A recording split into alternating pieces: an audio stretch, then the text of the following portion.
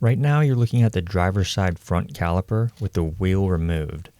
The first step is to free this M-shaped spring clip, and you do that by pressing the arms out of the holes right here. But it's still held in place by the slide pin, so just leave it there for now and move on to the retention spring here that goes into the slide pins. This spring bends pretty easily, so be delicate because we want to reuse it.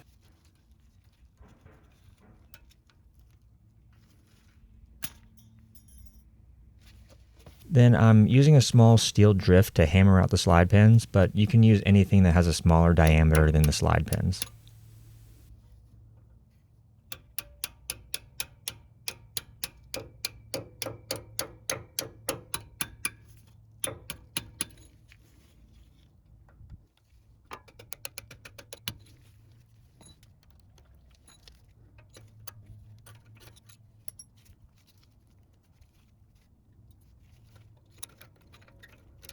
And you can do this job without removing the caliper, but I found it easier to go ahead and remove it because it makes it a lot easier to push the brake pistons back in. Plus you have the added benefit of knowing for sure that your caliper bolts are torqued to spec.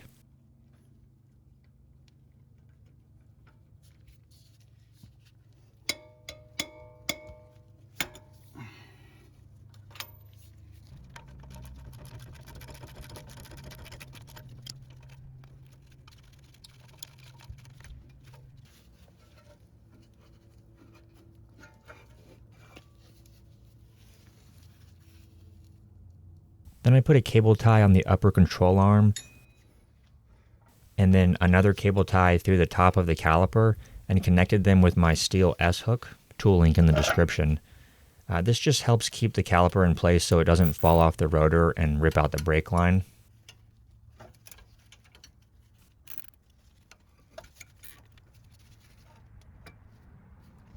Next, remove one of the pads. I'm leaving the other pad in there because my expansion tool can only expand so far, so I need the extra width of the other pad. And the anti-squeal shims are held in place by this clip on the edge. So you need to remove that clip, and then you'll be able to remove the outer and inner shims that we're going to be reusing with the new pads. This is what the outer shims look like.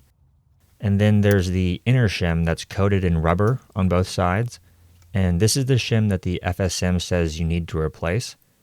But I wasn't able to find a part number for just the inner shim, and I didn't feel like paying $50 for the whole shim kit, so I'm reusing all of the shims. Just need to clean them up a bit.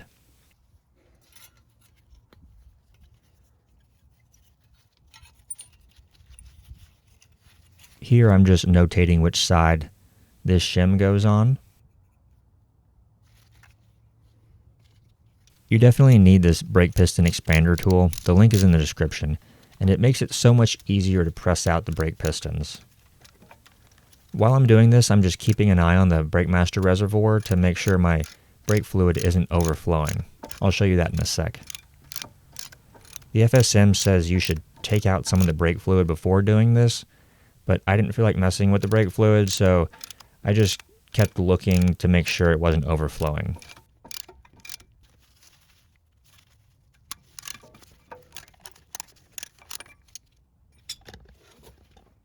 And here's the reservoir. See, it's well above the max level, and that's because by pressing in the brake pistons, I'm pushing fluid back into the master cylinder. Now I'm just going to clean up the shims with a brass brush and some brake clean, so sit back and enjoy.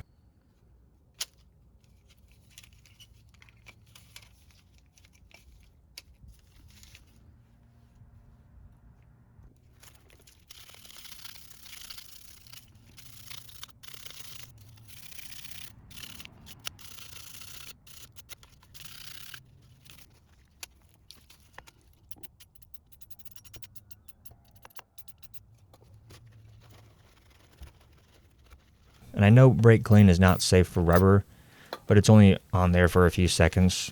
So if you want to use soapy water or something, I'm sure that'll work too. I'm just getting the old grease off.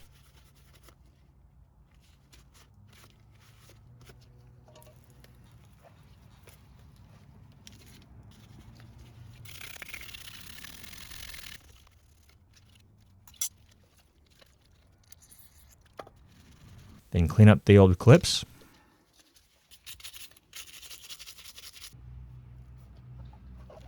And here's the part number for the brakes, also in the description. I already did the passenger side, so that's why there's only 2 pads in the box, but when you have all 4, you need to grab the 2 that match your old pads in terms of the orientation of the squealer.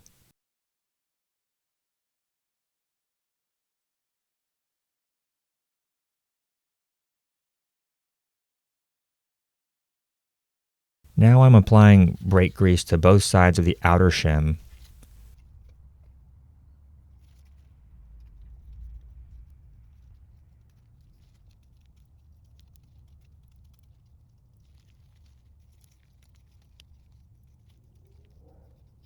And those tabs go towards the ground.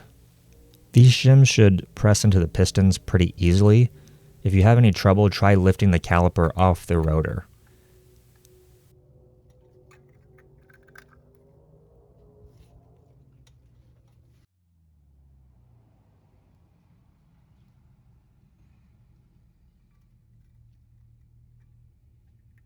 Like on this side, it's not going in as easily, and that's because the rotor and dust cover are in the way behind it. So I just had to lift up the caliper and then it slid right in. If you're having to press really hard on those prongs, something is wrong.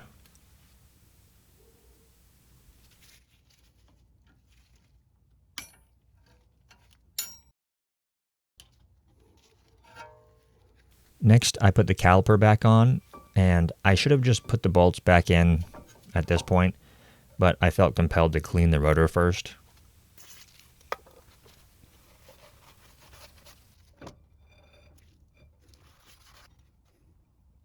Then reinstall those 17mm bolts hand tight. And finally, apply brake grease to both sides of the inner shim, making sure not to get any grease on the face of the brake pad because that will ruin it.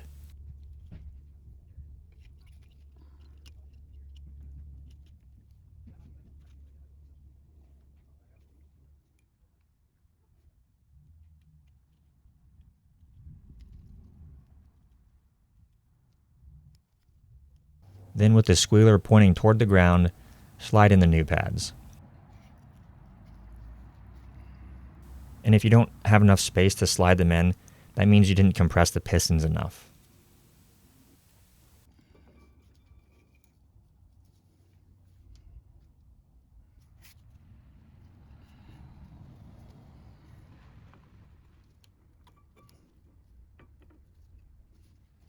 Then clean up the excess grease and you're ready to install the shim clamps.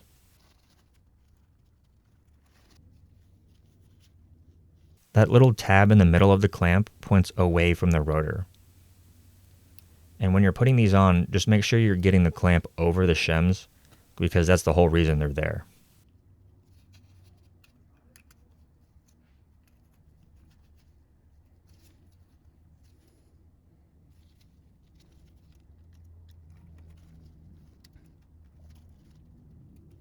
Now you can reinstall that M-shaped spring clip and put the top slide pin through it.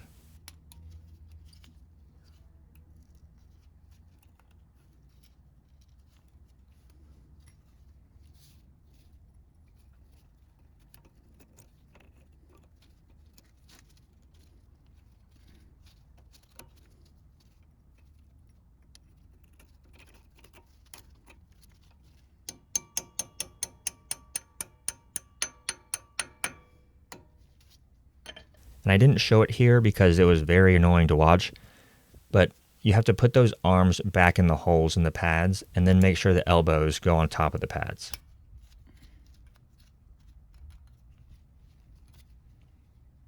So once again, those little corners stay on top of the pads and then the arms go in those holes.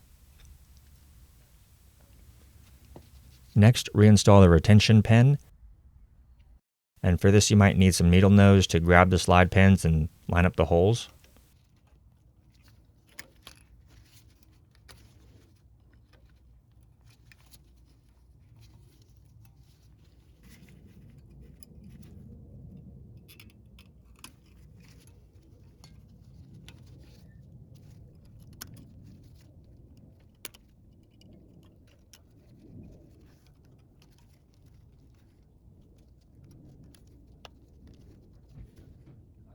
The torque spec on the caliper bolts is 90 foot-pounds. And then you're done. Just get some brake clean and wipe down the rotor. I jacked up the front end using the center jack point so both front wheels are off the ground, and that's why I'm able to turn the wheels like this. Get the whole rotor clean, reinstall the wheel, and do the same thing on the other side, and then you successfully replaced your front brakes. For the final step, and do not forget to do this, it's extremely important, you need to press the brake pedal several times before you start driving anywhere. So with the truck off, I pressed the brake pedal 7 or 8 times, and then I started the truck and pressed the brake pedal again a few more times just to be sure. But you need to make sure that the brake fluid gets back out to the calipers, otherwise you'll have no stopping power.